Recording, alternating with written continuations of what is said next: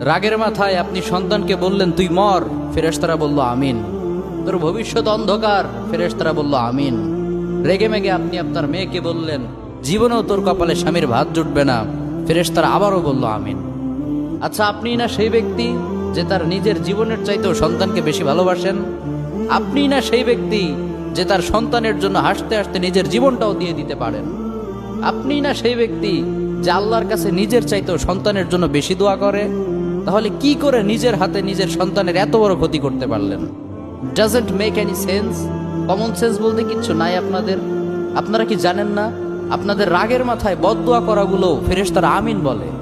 দাওয়াতুল ওয়ালিদ আলা ওয়ালাদি, বাবা মা তার সন্তানের জন্য যেই দোয়া করে সেটা ভালো হোক কিংবা বদদোয়া হোক, আল্লাহ সেটাই কবুল করে নেয়। এজন্য খবরদার, নেভার কার্স ইউর চিলড্রেন। রাগের মাথায় কখনো সন্তানকে অভিশাপ করবেন না। খুব বেশি রাগ উঠে গেলে তার জন্য উল্টা